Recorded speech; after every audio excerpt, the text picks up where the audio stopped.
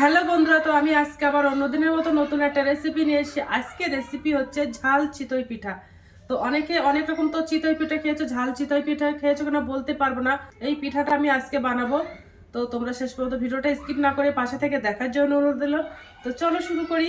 প্রথমে আমি জল গরম করে নেব, আর একেবারে আমি খুব গরম করবো না, উষ্ণ গরম করব।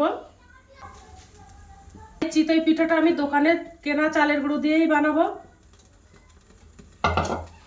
এবার আমি একটা গামলা বাটি নিয়ে নিয়েছি। আমি গামলা বাটির মধ্যে 1 বাটি চালের গুঁড়ো দিয়ে দেবো। এর মধ্যে 300 গ্রাম চালের গুঁড়ো আছে, আর দোকানের কেনা চালের গুঁড়ো। তো চালের গুঁড়ো দিয়ে দিলাম।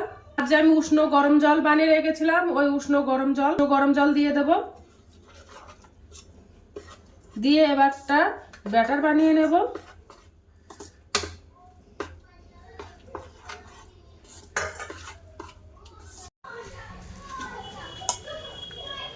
একটু জল দিয়ে দেব।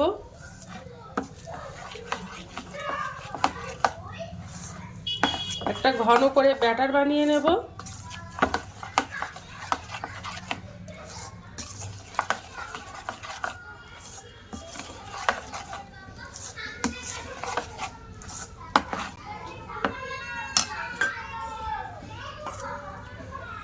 তো আর একটু জল দিয়ে দেব।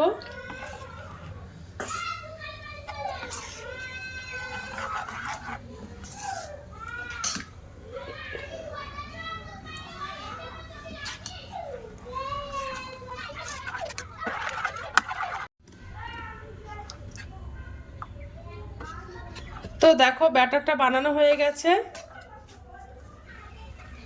দেখো ব্যাটারটা একবার নাও হালকা নাও ঘন করে নিয়েছি। এবার আমি ওর মধ্যে 1/2 চামচ লবণ দিয়ে দেব।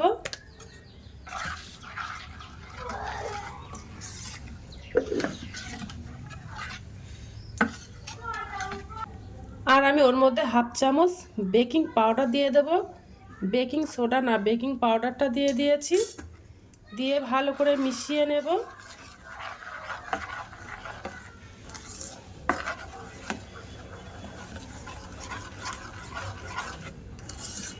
দেখো বেকিং পাউডার দেওয়ার পরে ফুলে যাচ্ছে আস্তে আস্তে।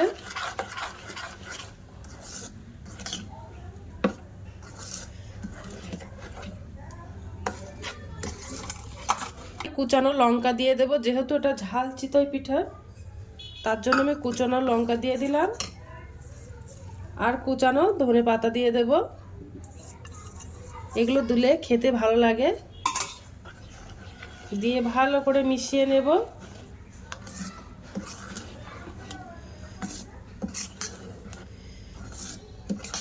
তো মেশানো হয়ে গেছে। আর আমি একটা বাটি নিয়ে নিয়েছি, ওর মধ্যে 1 চামচ সাদা তেল আর 1 চামচ জল দিয়ে ভালো করে ফেটিয়ে নেব। সাদা একটা ক্রিম মতো হয়ে গেছে। এবার আমি পিঠাগুলো সব বানিয়ে নেব। এই পিঠাটা আমি কড়াইতে বানাবো, তোমরা চাইলে যে কোনো মাটির পাত্রে বানাতে পারো। কড়াইটা গরম হয়ে গেছে। আমি যে তেল আর জল মিশিয়ে নিয়েছিলাম ওটা একটু ব্রাশ করে দেব। কড়াইটা গরম হয়ে গেছে। এবার আমি যে ব্যাটারটা বানিয়েছিলাম ওই ব্যাটারটা দিয়ে দেব।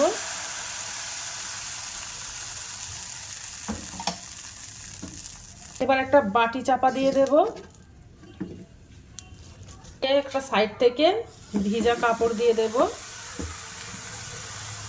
এইভাবে বানালে পিঠাগুলো ভীষণ সুন্দর হয়। এর থেকে হাওয়াটা বার হতে দেব না।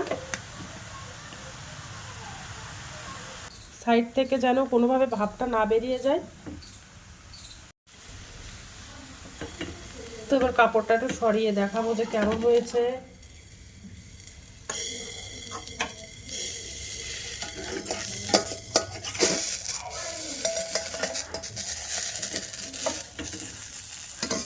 তো দেখো আস্তে আস্তে কত সুন্দর হয়েছে।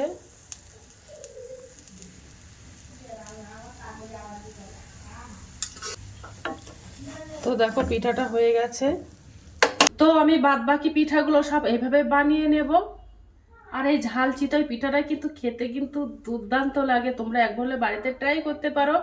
আর একদম অল্প সময়ে কম খরচে কম উপকরণ দিয়ে এই পিঠাটা বানানো যায়। তো দেখো পিঠাটা কত সুন্দর হয়েছে। আর দেখো খুব সহজে উঠে যাচ্ছে। তো দেখো আমার ঝাল ঝাল চিতই পিঠাটা বানানো হয়ে গেছে, কত সুন্দর হয়েছে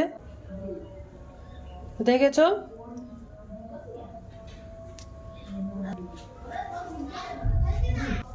তো এবার একটু খেয়ে দেখবো।